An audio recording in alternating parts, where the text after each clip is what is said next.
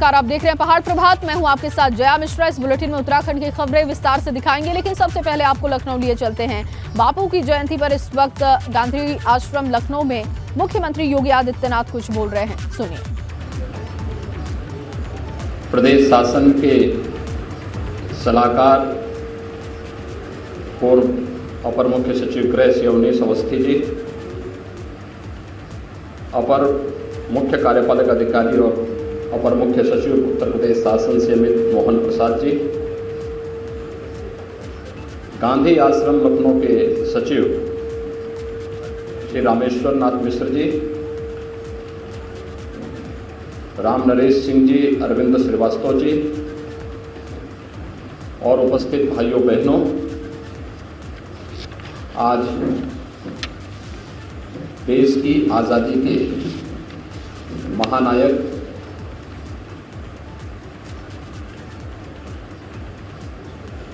विगत सदी के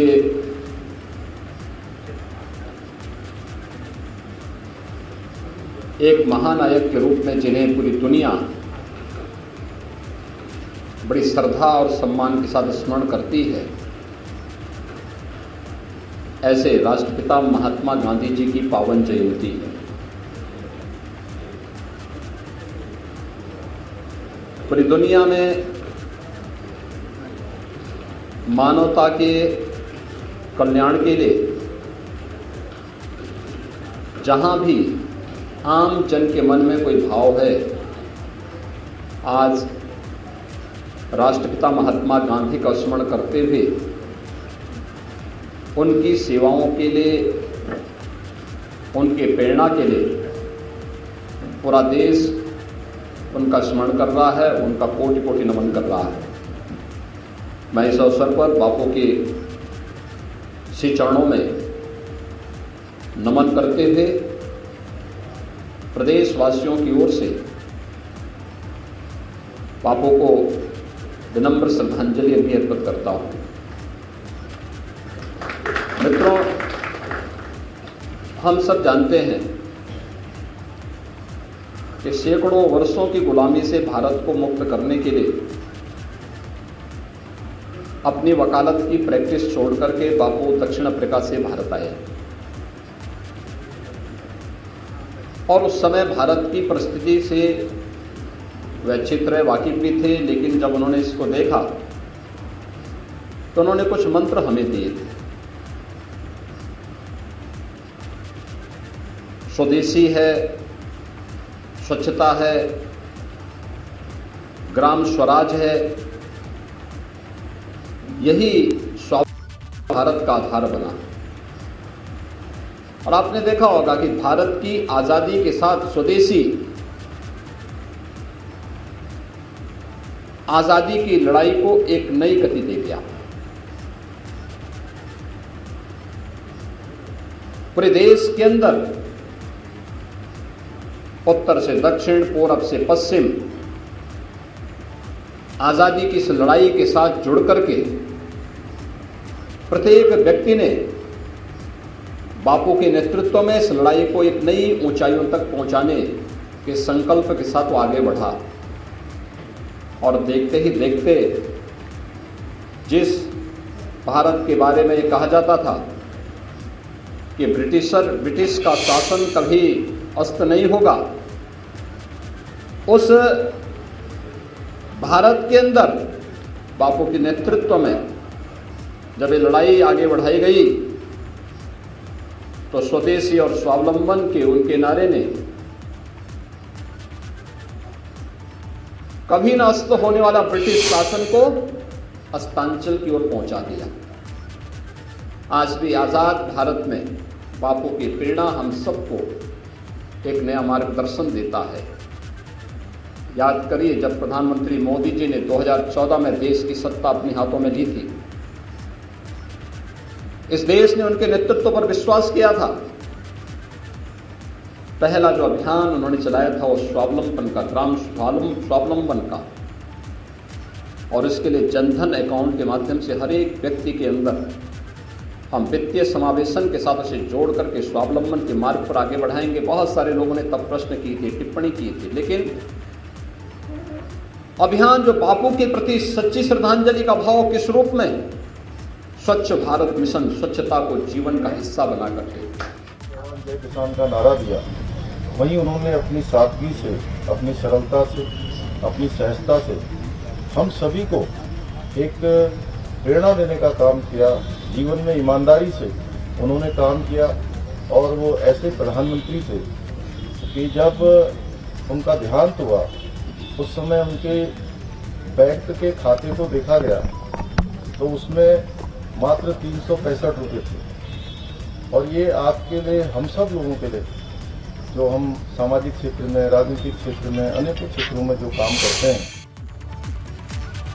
तो बापू की जयंती के मौके पर एक तरफ लखनऊ से तस्वीरें आप देख रहे थे जिसमें मुख्यमंत्री योगी आदित्यनाथ को आप सुन रहे थे और दूसरी तरफ आप सीएम पुष्कर सिंह धामी को सुन रहे थे।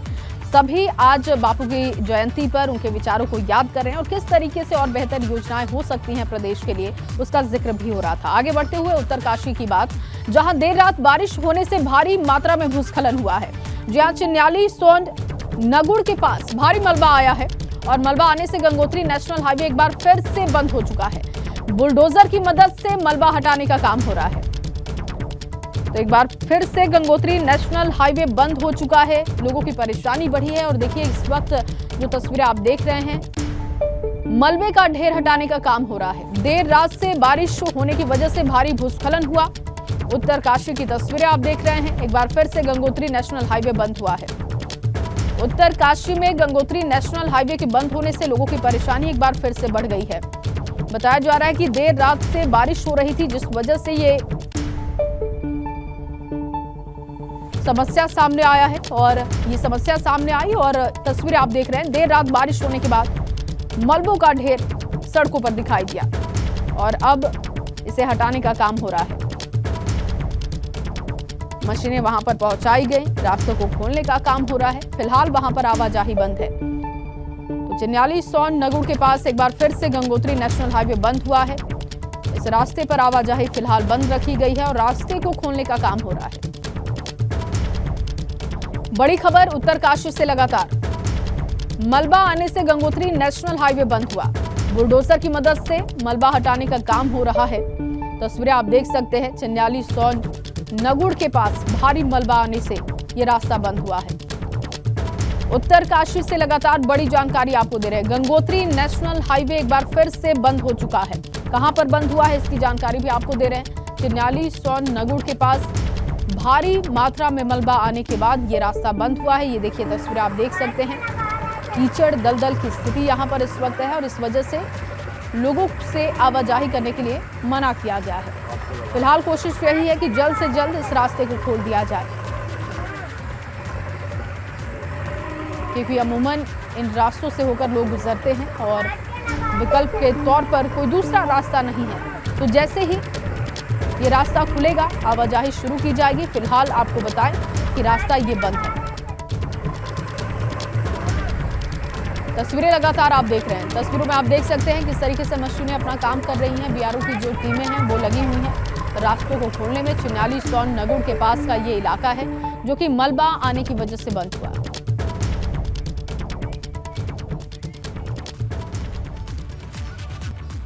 और चलिए आगे बढ़ते हुए हरिद्वार से अब खबर है, जहां जिला पंचायत अध्यक्ष के लिए भाजपा की राह आसान है। 9 निर्वाचित सदस्यों ने भाजपा की शपथ ली है और अब तक 12 नवनिर्वाचित सदस्य भाजपा में शामिल हो चुके हैं। भाजपा के 14 सदस्यों ने दर्ज की है जीत और पंचायत अध्यक्ष के लिए 23 सीटों की जरूरत थी। निर्दलीय सदस्यों के आने से भाजपा के 26 अब सदस्य हो चुके हैं और ऐसे में अध्यक्ष बनना भारतीय जनता पार्टी की तरफ से तय है, क्योंकि 23 सीटों की जरूरत थी और अब जब निर्दलीय सदस्य आ चुके हैं तो ये संख्या भारतीय जनता पार्टी के पास 26 हो चुकी है। विनोद मेरे सहयोगी जुड़ चुके हैं ज्यादा जानकारी के साथ। विनोद, क्योंकि जिला पंचायत अध्यक्ष बनना भारतीय जनता पार्टी से तय है, जो निर्दलीय शामिल हुए भारतीय जनता पार्टी में, उसके बाद ये संख्या 26 हो चुकी है। कैसे ये प्रक्रिया अब आगे बढ़ेगी?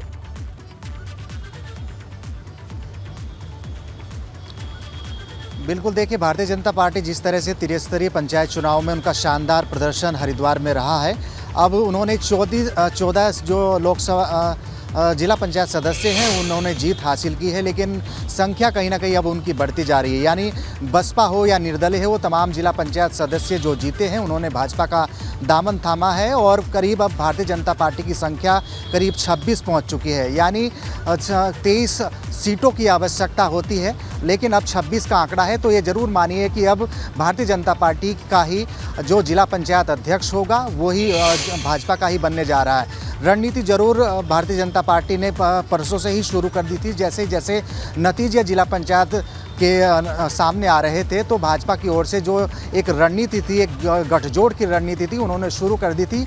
उसी क्रम में जिस तरह से 14 सीटों पर भाजपा काबिज हुई, उसके अलावा भारतीय जनता पार्टी के 14 सदस्यों के साथ साथ में निर्दलीय हो या बहुजन समाज पार्टी के तमाम जो जिला पंचायत सदस्य के सभी मेंबर्स जीते हैं, उन्होंने भाजपा का दामन थामा है। अब बस 14 से संख्या बढ़कर 26 हो चुकी है। तो ये ज़रूर मानिए कि भारतीय जनता पार्टी का ही जिला पंचायत अध्यक्ष बनने जा रहा है, जिसको लेकर भारतीय जनता पार्टी कवायद में जुट चुकी है और पूरी तरह से आश्वस्त है। जी बिल्कुल। और विनोद, लेकिन क्योंकि ये पहली बार ऐसा है कि जब कब्जा पंचायत पर भारतीय जनता पार्टी का हुआ है और आने वाले समय में क्योंकि निकाय चुनाव और इसके बाद लोकसभा का चुनाव, कैसे इसका फायदा भारतीय जनता पार्टी को मिलेगा? बिल्कुल, देखिए भाजपा प्रदेश संगठन इस बात को 2024 के चुनाव से जोड़कर देख रहा है कि 2024 में लोकसभा चुनाव होने उससे ठीक पहले त्रिस्तरीय पंचायत चुनाव में जो भाजपा का जनाधार है वो बढ़ा है। और यही वजह है कि जो पिछले परिणाम रहे थे जिसमें भाजपा की 3 सीटें थी, लेकिन इस बार 3 सीटों से बढ़कर वो 14 पर पहुंच चुकी है। यानी करीब अब ये मानिए कि जो 2024 की जो मैराथन है उसको जोड़कर ये देखा जा रहा है। और जिस तरह से 14 सीटें इस बार भारतीय जनता पार्टी के जिला पंचायत सदस्य के जो सीटें आई हैं, उसमें ये भी मानिए कि जिला पंचायत सदस्य का जो जिला पंचायत अध्यक्ष है उनका बनना तो तय ही है, लेकिन 2024 की मैराथन भी पूरी तरह से भारतीय जनता पार्टी ने शुरू कर दी है। और जो पिछले परिणाम रहे हैं जिसमें 3 सीटों पर भारतीय जनता पार्टी सिमट कर रह गई थी, इस बार के अच्छे परिणाम तो जरूर रहे, लेकिन 2024 भी सबसे बड़ा लक्ष्य बीजेपी के सामने है। और हरिद्वार में जिस तरह से जनाधार भारतीय जनता पार्टी का बढ़ता जा रहा है और जिला पंचायत अध्यक्ष की जो कवायद है वो पूरी तरह से अब शुरू हो गई है। आखिरकार किस तरह की रणनीति रहती है और जो जिला पंचायत अध्यक्ष के नाम पर आखिर कौन किसके नाम पर मोहर लगती है उसके लिए तो इंतजार करना पड़ेगा। लेकिन इतना जरूर मानिए कि बीजेपी बिल्कुल आश्वस्त है कि जो त्रिस्तरीय चुनाव का परिणाम आया है तो भाजपा के कहीं ना कहीं फायदा जरूर हुआ है। हालांकि पंचायत अध्यक्ष कौन होगा इसके लिए थोड़ा इंतजार हमें करना होगा। विनोद, बहुत शुक्रिया फिलहाल आपका तमाम जानकारी के लिए। और चलिए आगे बढ़ते हुए अंकिता हत्याकांड की बात करते हैं। अंकिता हत्याकांड को लेकर आज उत्तराखंड में बंद का आह्वान किया गया है। दरअसल अंकिता हत्याकांड के विरोध में उत्तराखंड क्रांति दल यानी कि यूकेडी ने बंद का आह्वान किया था, जिसे कांग्रेस समेत विपक्षी दलों का समर्थन भी मिला। विपक्षी दलों की मांग है कि इस मामले में सीबीआई जांच हो और आरोपियों को फांसी की सजा दी जाए। ये बड़ी खबर आपको दे रहे हैं। उत्तराखंड में तेज हो रहा है अंकिता हत्याकांड का विरोध और आज बंद का आह्वान यूकेडी की तरफ से है, जिसे कांग्रेस का भी समर्थन है और विपक्षी दलों का भी समर्थन है। हत्याकांड की सीबीआई जांच हो, आरोपियों को फांसी देने की मांग की जा रही है। इसी बात को लेकर आज बंद का आह्वान किया गया है। उत्तराखंड में तेज लगातार हो रहा है अंकिता हत्याकांड का विरोध। सरकार को घेरने की कवायद एक तरफ विपक्ष की है, दूसरी तरफ देखिए आज यूकेडी की तरफ से बंद का आह्वान किया गया है, जिसे कांग्रेस ने समर्थन दिया है और विपक्ष के बाकी दलों का भी समर्थन है।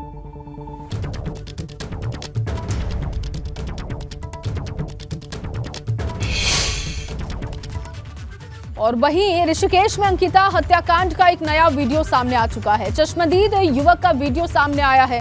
युवक ने हत्याकांड से पहले की पूरी कहानी बताई है। स्टोरी पूरी उस दिन की क्या थी वो उसने बताई है। आरोपी के रिसोर्ट में काम करने वाला ये युवक है, जिसका वीडियो है, आपको भी सुनवाते हैं।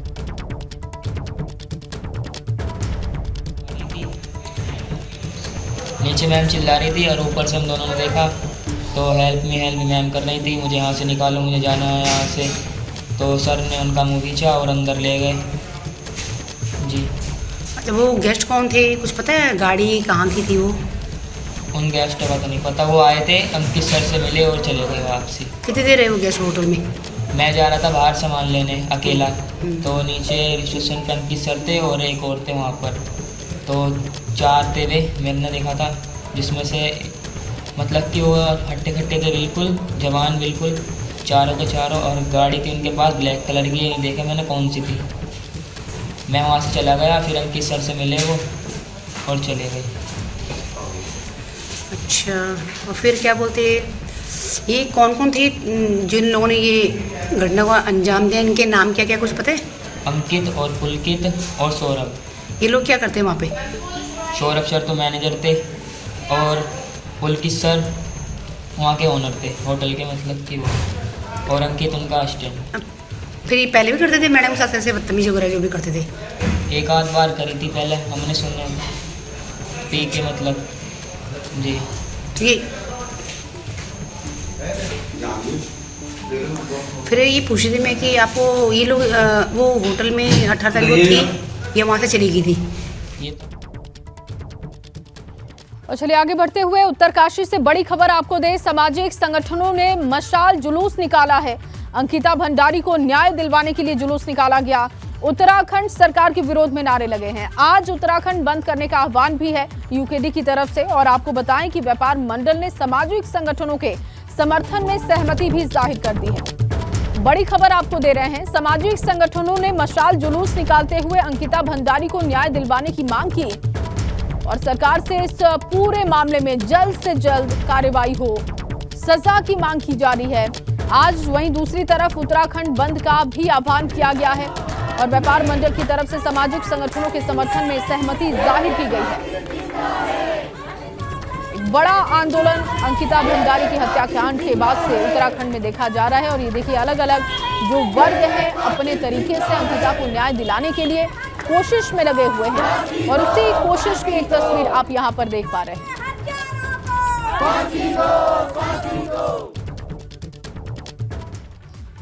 और वहीं आज देश भर में गांधी जयंती मनाई जा रही है। सीएम पुष्कर सिंह धामी ने बापू को श्रद्धांजलि अर्पित की है और सीएम धामी ने लाल बहादुर शास्त्री को भी श्रद्धांजलि अर्पित की, उन्हें नमन किया।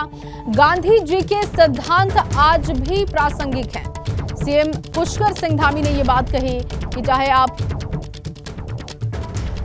स्वदेशी की बात करें, चाहे आप नारी शक्ति की बात करें या फिर रोजगार को लेकर बात करें, दलितों की बात करें, ये तमाम ऐसे टॉपिक हैं जो आज भी प्रासंगिक हैं, जिसका जिक्र आज सीएम पुष्कर सिंह धामी ने भी किया। तो देश भर में गांधी जयंती मनाई जा रही है। सीएम पुष्कर सिंह धामी ने बापू को श्रद्धांजलि अर्पित की।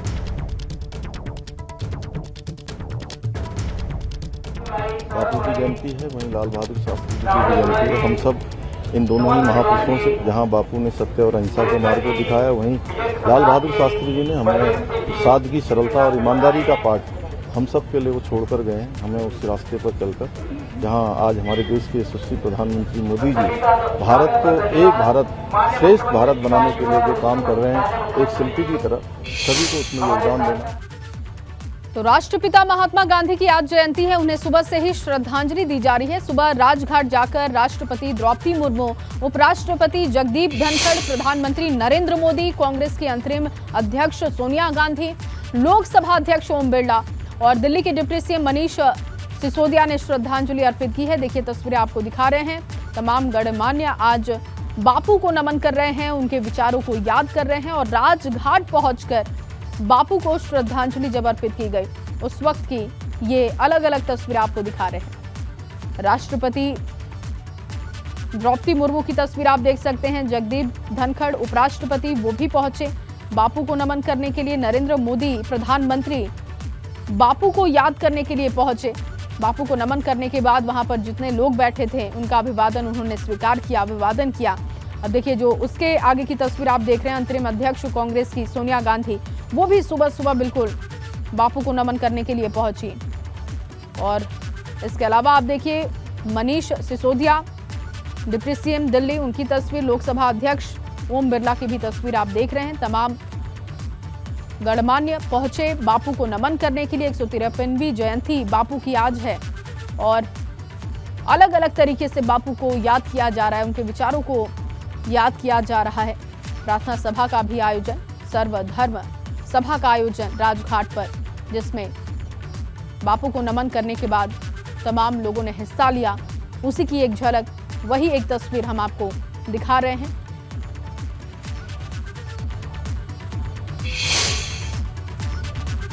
और इसी खबर के साथ इस बुलेटिन में बस इतना ही। आप बने रहिए एबीपी गंगा के साथ।